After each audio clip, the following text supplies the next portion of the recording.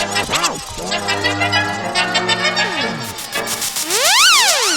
mettre notre grain de sel.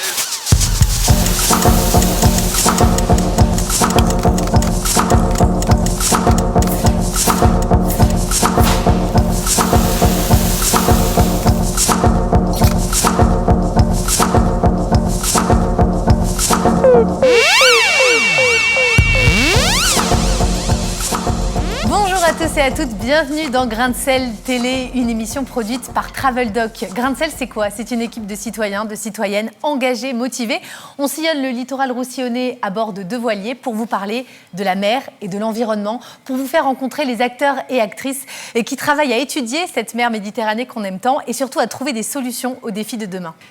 Nous sommes en ce moment à Gruissant, sur le port de Gruissant, dans la maison de la Méditerranée. C'est là qu'on s'est rapatrié pour cause de tempête à l'extérieur. Gruissant qui est au cœur du parc naturel régional de la Narbonnaise. C'est une zone humide, une des zones humides les mieux préservées d'Occitanie. Alors qu'est-ce qu'une zone humide? Quelles sont les caractéristiques? À quoi servent-elles? Et pourquoi sont-elles si importantes pour la biodiversité locale? C'est de ça dont on va parler aujourd'hui dans Grain de Sel Télé avec nos invités qui travaillent tous les deux pour le parc. En deuxième partie d'émission, nous retrouverons un artiste plasticien pour notre moment artistique. Mais avant, elle est les yeux et les oreilles de l'équipe de Grain de Sel Télé, toujours à se faufiler entre les haubans, les drisses et autres jargons de la voile. J'ai nommé Clarisse, notre jeune embarquée qui nous raconte l'aventure. On vient mettre notre grain de sel.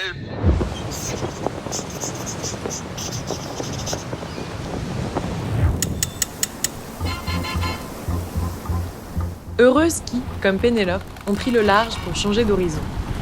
Pour naviguer en Méditerranée, il faut s'adapter à la météo, au vent et aux marées.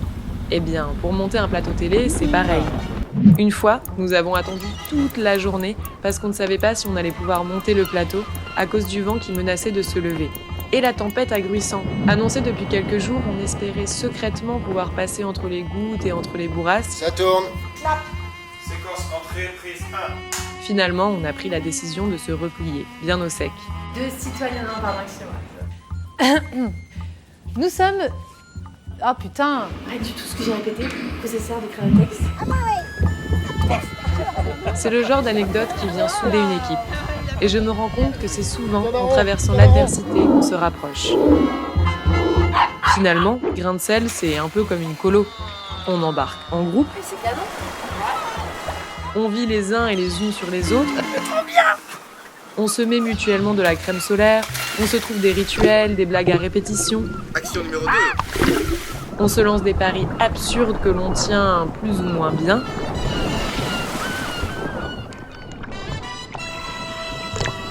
Et quand on essaye de se poser pour un petit moment solo, on se retrouve à papoter pendant 1 heure avec un membre de l'équipage, ou on se fait arrêter en chemin pour aider à porter une table, monter un barnum ou à remplir des bouteilles d'eau. Et puis on finit nos journées en beauté avec le vidging de Maëlys. On arrête. Mon logiciel il rame, il saccade. Alors, on s'allonge en regardant l'écran. Ah, trop beau. Ensemble, on se fait bercer par les images et par le son avant d'aller se coucher pour rêver de la suite. Et moi, la petite jeune de l'équipage, je monte à bord pour vous et vous raconterai ce qui se passe derrière les coulisses en forme de voile. À l'abordage. On vient mettre notre grain de sel.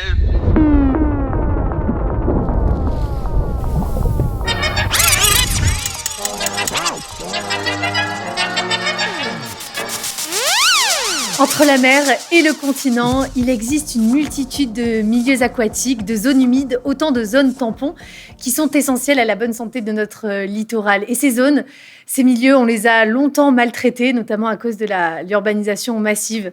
Il existe des lieux, comme ici, dans le parc naturel régional de la Narbonnaise, où on les préserve, ces milieux aquatiques, et où on les chouchoute. C'est le métier, c'est la fonction de nos 2 invités de ce soir qui travaillent dans le parc naturel régional. Merci beaucoup, messieurs, d'avoir accepté notre invitation ce soir. Je commence par vous, Laurent Benot. Vous êtes responsable de la qualité des eaux ici, dans le parc naturel régional de la Narbonnaise, c'est ça? C'est ça. Et vous, Antoine Ségalin, vous êtes responsable de la zone du Grand Castelou, qui est pas très loin d'ici, où on peut d'ailleurs observer les oiseaux tout au long de l'année. Merci d'avoir accepté d'être là ce soir pour nous parler de ces milieux aquatiques, de ces zones humides. Alors en fait, de quoi s'agit-il exactement ? On parle de lagunes, d'étangs. Aidez-nous à faire un peu le tri dans tout ça. Alors effectivement, on parle surtout de la thématique des milieux aquatiques. Donc c'est une thématique au sens large qui va regrouper tout ce qu'on appelle étangs, lagunes, rivières, cours d'eau, etc. Et dans cette thématique des milieux aquatiques, on va retrouver notamment les zones humides. Alors les zones humides, c'est ce qu'on appelle communément les marais, les marécages, les tourbières et notamment ici les roselières. Et ce sont des zones d'interface, de dynamique, des zones de transition qu'on va surtout retrouver au niveau du parc sur le pourtour des étangs, des lagunes. Il faut savoir que sur le parc, on a 12 000 hectares de zones humides. Donc c'est un parc extrêmement riche en milieu aquatique et en milieu humide. Et ces zones humides, ce sont des foyers, des zones refuges pour la biodiversité. C'est vraiment le lien entre la mer et la terre. Voilà, c'est ça. Ce sont des zones d'interface entre les milieux secs, la terre ferme, et les milieux humides. Donc où on va retrouver les lagunes, les étangs littoraux. Mais du coup, la lagune, Alors, de manière caricaturale, on pourrait dire qu'on a la mer, on a les milieux lagunaires, les lagunes, on a les zones humides périphériques et on a le continent juste après, le bassin versant. Ce qui est en aval de ces zones humides, ce sont les étangs. Et ces étangs ou lagunes ont des particularités puisqu'elles sont à l'interface entre l'eau douce du continent et l'eau salée de la mer qui est à peu près à 38 grammes de sel par litre. Donc on a une variation de salinité au sein de ces lagunes entre 0, 38 et parfois au-delà, puisqu'il y a une concentration du sel avec les évaporations. oui, c'est ce qu'on appelle des eaux saumâtres. C'est-à-dire que ce n'est pas des eaux douces, ce n'est pas de l'eau salée, elles sont moins salées que la mer. Et en fait, ces eaux saumâtres, c'est ce qui fait que ces étangs, ces lagunes sont très importants. Ici, c'est quoi leur fonction exactement ? Alors sur les lagunes, on est sur des fonctions de réservoir de biodiversité, réservoir biologique, puisqu'on concentre des eaux saumâtres avec un mélange d'eau douce et d'eau salée, donc qui va vraiment procurer une biodiversité assez exceptionnelle, notamment au niveau des poissons. On va retrouver la dorade, le mulet, le loup, etc. Et puis sur les zones humides, en fait, on va avoir des fonctions et des services rendus extrêmement riches. On va avoir des zones humides, par exemple, on sait que les zones humides stockent énormément d'eau. Ce sont des réservoirs d'eau très importants et qui vont relâcher cette eau, notamment en période de sécheresse, comme maintenant, pour être en soutien de débit d'étiage au niveau des cours d'eau. Donc elles stockent l'eau, ce sont vraiment des éponges naturelles, en fait, les zones humides. Et puis on sait que ce sont aussi des refuges de biodiversité. On va avoir une multitude d'animaux et de flore qui vont être dans les oiseaux humides. notamment. Des oiseaux notamment. On sait que par exemple sur le site du Grand Castelou, on a de la nidification de hérons pourprés. Donc on accueille une vingtaine de couples reproducteurs de hérons pourprés sur le Grand Castelou. Et c'est vraiment une spécificité ici du parc. On a une responsabilité forte. C'est un oiseau migrateur qui vient d'Afrique et qui vient se reproduire dans nos roselières. Les roselières, il faut savoir que sur le pourtour méditerranéen, ont été extrêmement impactées. Il reste quelques timbres-postes ici et là, notamment en Camargue et au niveau du parc de la Narbonnaise. Donc c'est exceptionnel qu'ici, il y en ait encore autant et qu'elles soient aussi bien préservées. En fait. Effectivement, on sait que, par exemple, 67% des zones humides ont disparu en France au XXe siècle. C'est pour vous dire un peu la responsabilité en effet, sur le parc de conserver ces milieux. Et les zones humides sont vraiment aussi marquées par une végétation spécifique. Alors, c'est quoi cette végétation On va retrouver donc notamment les roseaux, on va retrouver donc ce qu'on appelle les phragmites, on va retrouver les joncs, les carex, les cyrpes. Donc, c'est vraiment une végétation adaptée à des sols et des terres inondées, des terres immergées d'eau. Donc, on a des adaptations spécifiques. Et on a un trait de caractéristique sur la Narbonnaise, c'est d'avoir aussi des plantes adaptées à tout ce qui est phénomène de salinisation. On va retrouver par exemple ce qu'on appelle les sansuires, les fourrés halophiles et les prés salés. Et les prés salés. Il faut imaginer un pré comme un champ, ça, mais rempli d'eau salée. Les prés salés sont surtout inondés l'hiver, avec un mélange d'eau douce et d'eau salée, parce que quand on a des coups de mer, en fait, l'eau de l'étang remonte vers les terres, remonte vers ces prairies et vers ces prés salés. Donc, on va aussi avoir des apports de sel. Et donc, au niveau de ces prés salés, qui sont surtout inondés l'hiver, on va retrouver des végétations un peu caractéristiques, avec notamment le jonc maritime, le jonc subulé, quelques graminées, notamment la puccinelle, et une plante typique de la Narbonnaise qu'on appelle la grande statis, la saladelle de Narbonne. La saladelle. La saladelle, oui, tout à fait. Depuis tout à l'heure, vous énumérez des noms de plantes qu'on n'a pas l'habitude de voir ailleurs. En fait, c'est très, très riche. Et d'ailleurs, ces eaux, il faut qu'elles soient de bonne qualité. Tout à fait. On veille à ça au niveau du parc. Au niveau de la qualité de l'eau, on a deux deux cibles, entre guillemets. On fait attention aux aspects toxicité. Donc, ça représente les métaux lourds, mais, le mercure, le plomb, le cadmium, etc. Il y a des molécules organiques aussi, les hydrocarbures, on connaît, les pesticides aussi. Et donc, sur ces éléments-là, il faut viser le zéro apport, en fait. On essaie de faire en sorte qu'il y ait un minimum d'apport. Que ça soit neutre. C'est très difficile, qu'il n'y en ait pas du tout. C'est très difficile puisqu'on ne peut pas éviter la circulation sur les routes, etc. Mais quand il pleut, ces hydrocarbures peuvent être amenés dans les eaux et peuvent poser des problèmes. Donc ça, c'est la première cible. Faire en sorte qu'il y ait un minimum de toxiques qui arrivent. Pourquoi ? Parce que ces toxiques, ils vont avoir un impact sur les animaux aquatiques. Et c'est quelque chose qui ne se voit pas. Et donc, on est peu sensible aux choses qui ne se voient pas. Donc là, c'est là où il faut faire vraiment des efforts. Et l'autre volet, auquel on fait attention aussi, sur les aspects qualité de l'eau, c'est, désolé du terme, hein, c'est les aspects eutrophisation. Donc, Oula. Voilà. Oula, mes oreilles saignent. Alors, Non, alors, eutrophisation. ça peut être très simple. En fait, c'est un enrichissement de l'eau en éléments nutritifs, c'est-à-dire l'azote, le phosphore, les engrais en gros, qui sont bons dans une certaine quantité, mais qui peuvent poser des déséquilibres s'ils sont en excès. Donc, il faut trouver la bonne balance. Exactement, l'équilibre pour qu'on ait une bonne productivité, parce qu'on parlait des lagunes tout à l'heure, en fait, l'importance des lagunes vient du fait qu'elles sont riches aussi, plus riches que la mer. La mer contient très peu de nutriments. Les lagunes, par contre, sont 6 fois plus riches que la mer. C'est ce qui fait qu'on a une bonne productivité. Il y a des poissons qui rentrent à une période de l'année quand les températures de l'eau sont plus importantes dans l'étang que de la mer. La mer descend jamais en dessous de 13 degrés. Les étangs, eux, ils suivent le rythme de l'atmosphère. Lorsque la température, février-mars, dépasse les 13 degrés de la mer, des espèces rentrent, soit pour se nourrir, soit pour ça joue le rôle de nurserie aussi. C'est ce que vous avez observé là ces derniers temps ? Alors, on observe ça chaque année. Hein, c'est-à-dire que ces phénomènes de migration, ils se font chaque année. Et ces poissons, ils ont 6 fois plus de nourriture qu'en mer, en fait. Et c'est ce qui fait qu'il y a aussi des activités telles que la pêche professionnelle sur les étangs, les petits métiers. C'est ce qui fait la richesse de ces lagunes aussi. En parlant de qualité d'eau, de végétation, on va en venir à l'image du jour de cette émission. Une image qui nous a été donnée par vous, Laurent Monod. Alors, c'est une algue qu'on trouve ici dans ces lagunes. De quoi s'agit-il ? Alors, ce n'est pas une algue.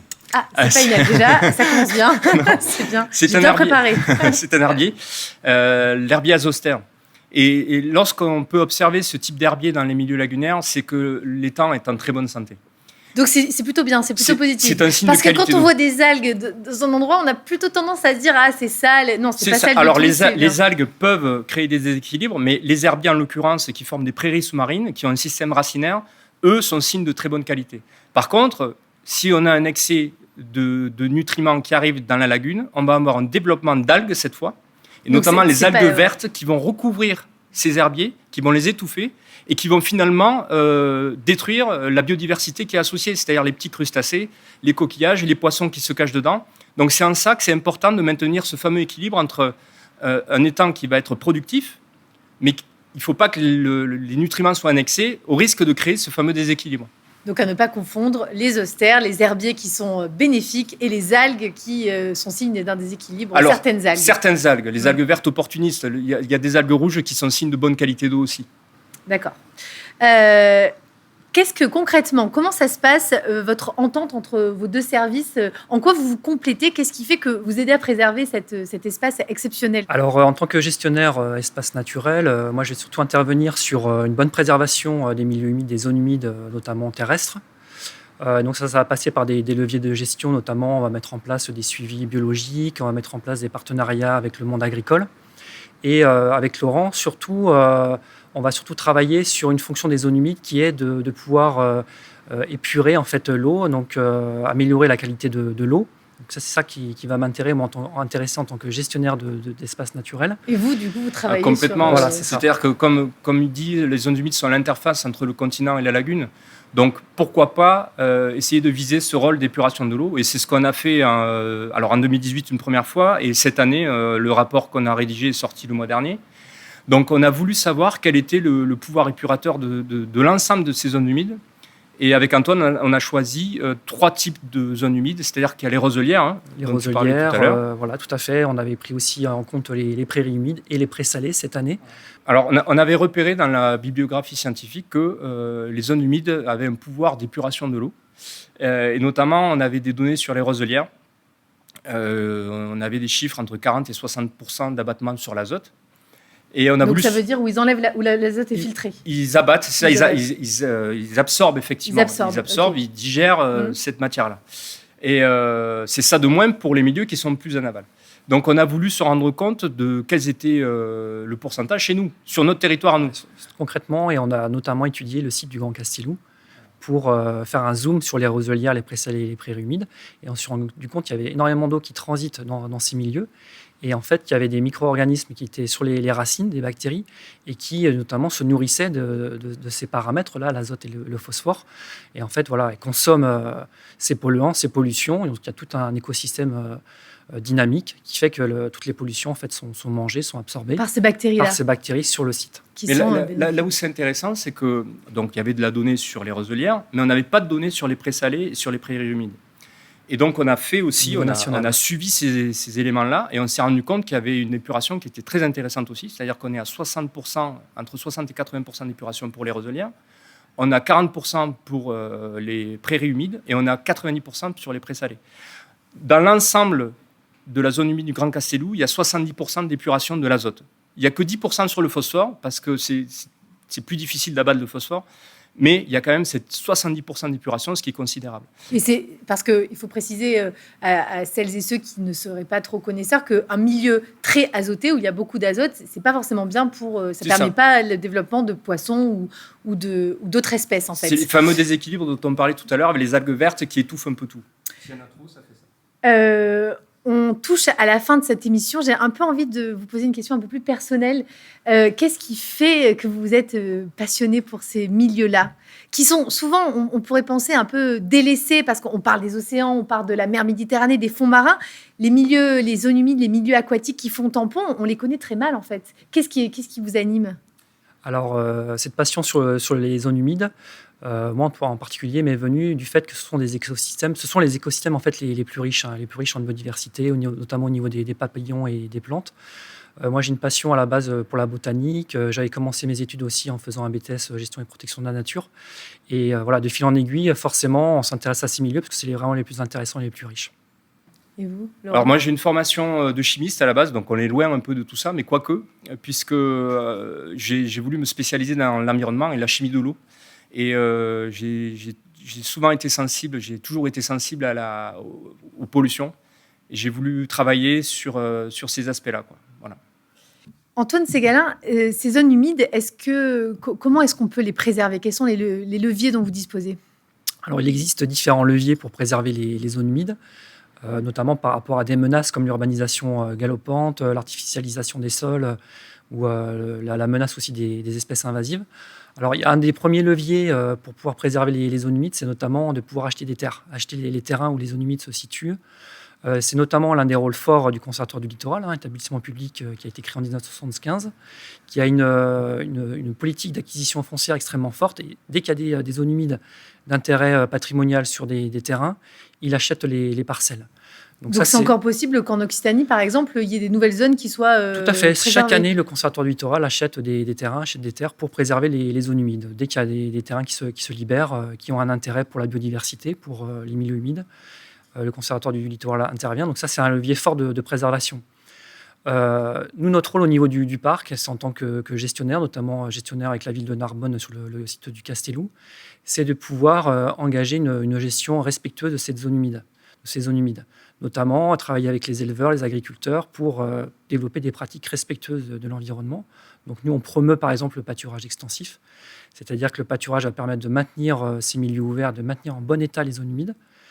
Donc on travaille beaucoup avec les éleveurs et on va travailler notamment aussi beaucoup sur la sensibilisation par rapport à d'autres acteurs, notamment beaucoup la concertation aussi avec le monde de la chasse, le monde cynégétique, pour faire en sorte de réguler des espèces qui pourraient être problématiques comme les sangliers ou les espèces invasives. Faire en sorte que tout le monde adopte des gestes conscients et c'est ça, et c'est un travail de citoyens. concertation, de jour en jour, d'heure après heure, et on travaille surtout, nous, c'est le rôle au niveau du parc, la concertation, la sensibilisation. Et c'est une chance d'ailleurs d'avoir un parc naturel régional ici, puisque l'idée, c'est pas de sanctuariser la zone en fait. L'idée, c'est que certains usagers qui respectent cet environnement-là puissent continuer à en jouir, mais en ne l'abîmant pas en fait. C'est exactement ça. Les élus, quand ils ont décidé de se lancer dans un parc, en fait, ils se sont dit il faut à tout prix qu'on préserve ces milieux qui sont exceptionnels, à juste titre. Mais par contre, il ne faut pas qu'on empêche les activités et les usages. Et c'est typiquement l'outil parc qui correspond à ça, c'est-à-dire c'est protéger le patrimoine naturel et paysager, mais c'est aussi favoriser le développement économique, social et culturel. Et en plus de ça, les parcs ont cette notion que je trouve qui est intéressante, c'est le côté expérimentation. C'est-à-dire qu'on on teste et lorsque ça marche, ça a vocation à être reconnu sur d'autres territoires. Mais oui, il faut bien prendre conscience que c'est une richesse d'avoir un parc, c'est 15% du territoire national, 56 parcs au niveau français. Et bien sûr, il faut que ce soit reconnu comme qualité exceptionnelle, quoi. Merci beaucoup. On arrive à la fin de cette émission avec la question traditionnelle, la question rituelle. On vous demande, vous avez eu peur, ne vous inquiétez pas, rien de grave. Juste une recommandation pour nos téléspectateurs, nos téléspectatrices. Une œuvre qui vous aurait marqué dans votre parcours. Oui, alors quand j'étais jeune, moi j'ai été très sensible aux séries et les émissions du commandant Cousteau. Grande référence. Voilà, qui m'ont sensibilisé au milieu aquatique, à la mer et aux pollutions aussi, et aux dégradations que pouvaient subir ces milieux. Et donc voilà, j'en suis là aujourd'hui.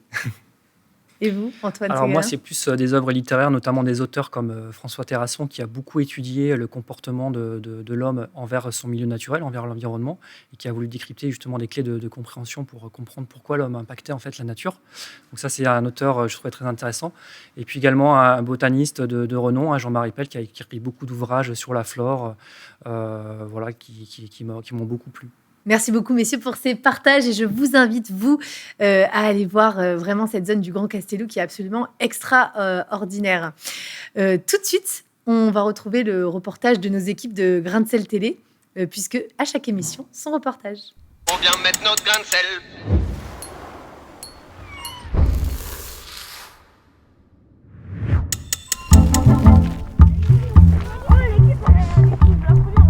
Aujourd'hui, c'était la fin d'un projet qu'on appelle Ma Lagune. C'est pour faire découvrir aux enfants qui habitent près des lagunes ce milieu qui est riche, qui est fabuleux, qui est magique. Donc pour le découvrir, pour mieux le connaître et mieux le protéger.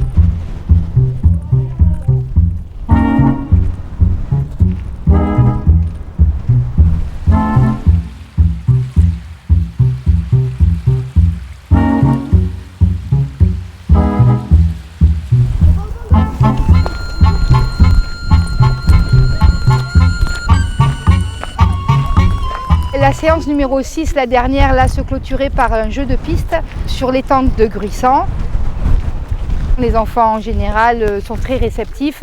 Nos animations sont hyper ludiques.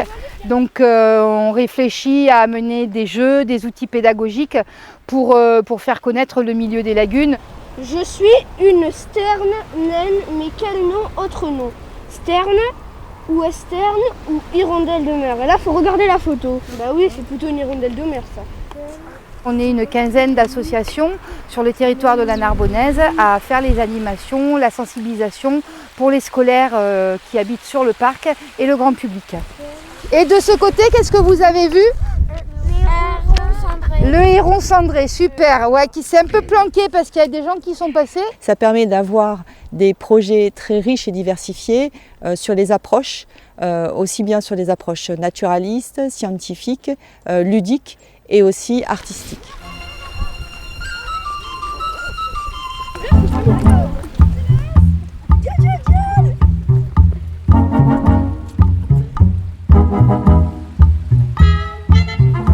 On vient mettre notre grain de sel.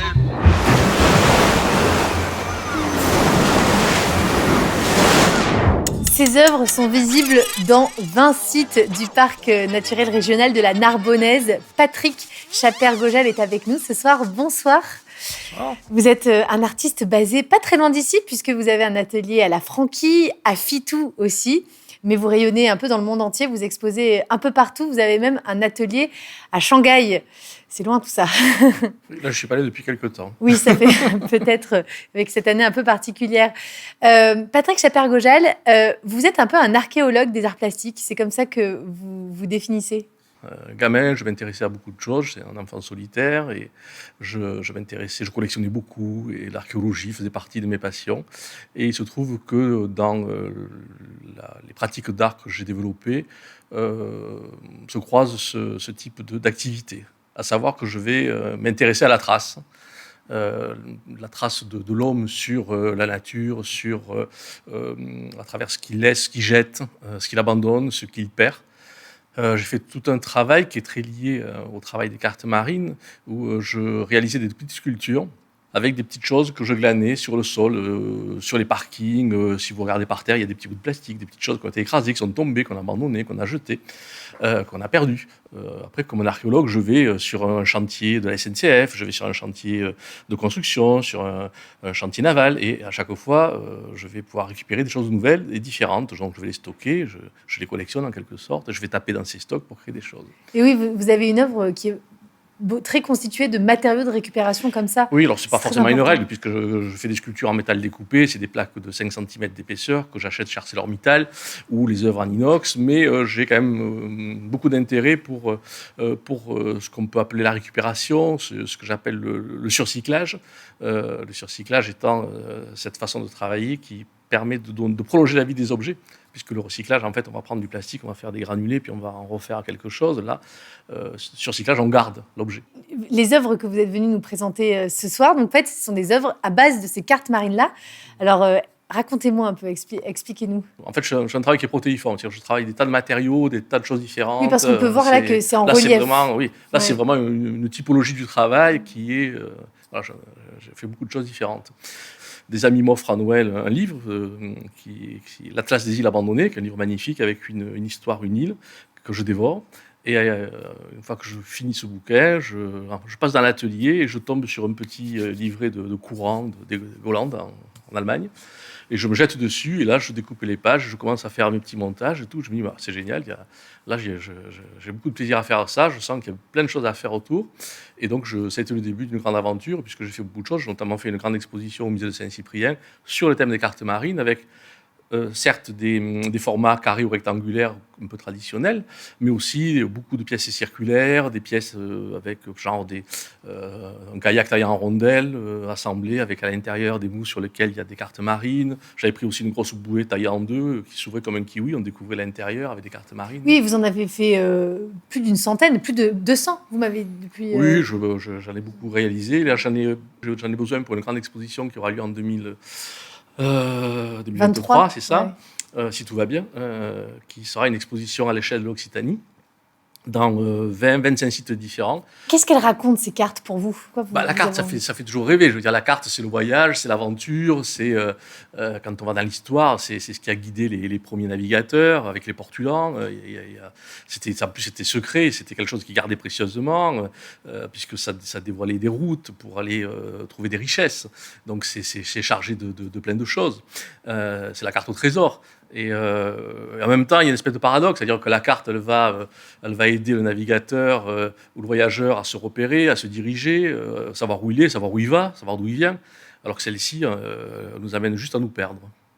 C'est ça que vous voulez faire, vous voulez perdre le spectateur. Quand on regarde avec tout ce qu'il y a, puisqu'il y a les cartes marines, mais il y a aussi des collages avec des matériaux de récupération, que ce soit des cartons, des petits bois flottés, des notre regard, on sait pas trop. Notre regard ne sait pas trop où se poser. C'est vrai qu'il y a beaucoup d'informations. Il se perd, voilà. Donc c'est un peu l'objet de ces œuvres, c'est d'embarquer le regardeur sur une réalisation où il va pouvoir se projeter et se perdre. Vous travaillez aussi vous faites aussi des sculptures monumentales. Oui, je travaille infiniment petit, puisque je travaille sur des herbiers, je refais en fait. Alors c'est des herbiers justement qui sont localisés. Voilà. Herbiers dont on a parlé, on vient de parler avec nos deux invités juste avant. Donc l'herbier c'est très fin, c'est des petites choses, des petits collages. Je vais retailler des feuilles, je vais les marier, je vais les réinventer en quelque sorte. Et à côté de ça, je vais faire des œuvres qui peuvent faire 10-12 mètres de haut pour des lieux publics, pour des entreprises. Un petit mot sur le choix des couleurs. Pourquoi ces couleurs-là? Donc on voit évidemment beaucoup de bleu, je suppose que c'est en référence à la mer. Ça fonctionne. En fait, c'est souvent la qualité de la carte marine qui va appeler une couleur, parce qu'il y a des cartes différentes. Il y a des cartes brésiliennes où il y a beaucoup de vert. Il y a suivant les marques et les provenances, puisque j'ai des stocks, je dois avoir 200 ou 300 cartes en stock. Et donc, je vais des fois, comme celle-ci, où il y a beaucoup d'orangés. Ça peut renvoyer à la couleur des bateaux de secours en mer, choses comme ça. Merci beaucoup Patrick Chaper-Gojal d'avoir partagé vos œuvres avec nous ce soir. Artiste plasticien, je rappelle que vos œuvres sont visibles dans le parc naturel régional de la Narbonnaise. C'est une belle façon de conclure cette émission sur les milieux aquatiques et les zones humides et sur leur préservation fondamentale. C'est la fin de cette émission. Merci à vous de l'avoir suivi. N'oubliez pas de nous suivre sur les réseaux sociaux, Facebook, Instagram. Je vous retrouve bientôt pour une nouvelle émission. Et en attendant, prenez soin de vous et surtout, de la mer.